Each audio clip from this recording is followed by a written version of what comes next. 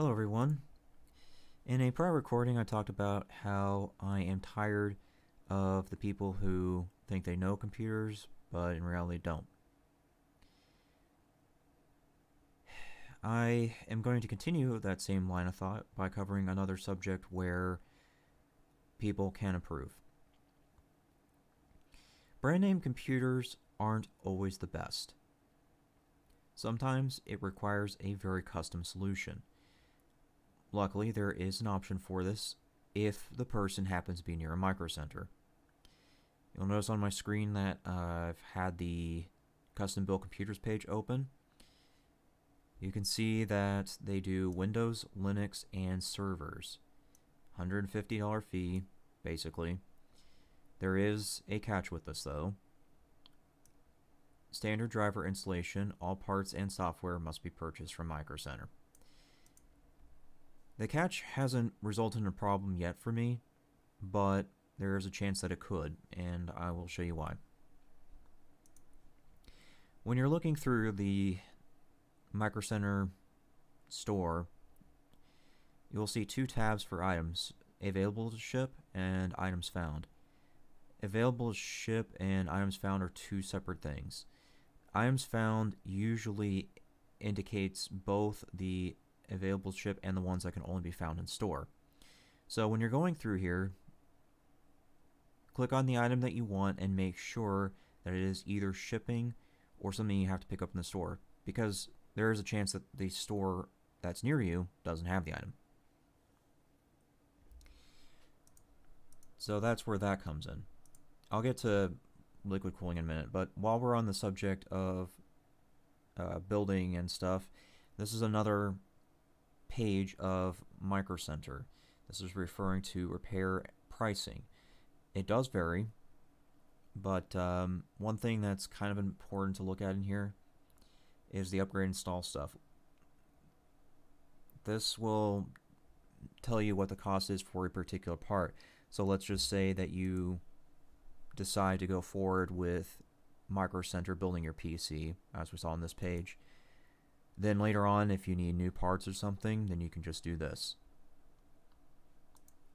Now, all this may seem expensive, but you have to factor in that Micro Center will do price matching at times, and that they do have very good sales at times. In the last year, I have noticed Micro Center has had the best deals on AMD Ryzen processors. Their price for AMD Ryzen has been cheaper than Amazon and Newegg. It is crazy awesome. Now that we've kind of covered all of this, I would like to deviate a little bit into the Linux side. Linux is a free operating system, and there are tons of versions for it. I did mention Ubuntu, Linux Mint, and Ubuntu in a prior recording. These are the versions of Linux that I think are good to work with. So if you're going to be doing something like an office PC, or let's just say a TV PC, then just go with Linux. Because right there, Linux will shave off $100 of the cost. You pay $50 at that point, essentially is how you have to look at it. Because if you buy a Windows operating system, you're adding $100 on top of this, right? Hopefully that makes sense. Okay, moving on to liquid cooling. There is a reason that I pulled up liquid cooling on here. It wasn't just for showing these two tabs, it was also to talk about something regarding it. I normally don't mess with liquid cooling because liquid cooling has the same or similar issues as air cooling. Both liquid and air cooling are affected by room temperature. If the room's really hot, then you're not really going to get much out of one or the other. Sure, liquid cooling can do a little bit more than air cooling, but not by much. If the room is hot, then you need to find a way to cool that. If you cool your room, you cool the PC. That's one of the ways it works. The other thing too is that liquid cooling requires more money spent into it before you start seeing more CFM. CFM is a fan measurement that helps you figure out a rough idea as to how much cooling this fan is capable of. There's of course other factors, but CFM is the one I usually focus on. When I'm doing AMD builds, I normally never do anything lower than 66 CFM.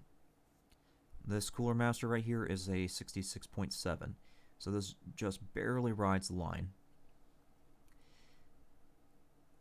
Now, if you're going to be doing the custom built PC that I put up earlier, this is one of the few times that I'm actually going to recommend liquid cooling, period.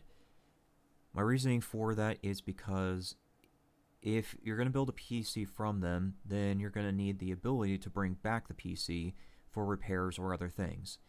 To make that easier on the person, I use liquid cooling because it reduces the weight on the motherboard. Thus, it makes transportation safer. To improve upon the transportation abilities, I will also use a cube case in this scenario. There are a lot of cube cases out there, but Micro Center only carries 3 at this time. They're the Cooler Master Half XB Evo, Thermaltake Core V21, and the Corsair Carbide Air 540. The Half XB and the Air 540 are both ATX, meaning they can fit up to an ATX motherboard in them, which is the standard size. This Thermaltake Core V21 can only fit a micro ATX. That's something to consider when you're dealing with this. Now, I just did a PC part list a few hours prior to this recording. I did find the Corsair Carbide Air 540 for, I think it was $118 on Amazon. If I'm correct with that memory, then you can see if Micro Center will price match that. That's how powerful price matching is, and why this works out better than buying brand name. I'll go ahead and cover that before I end the recording.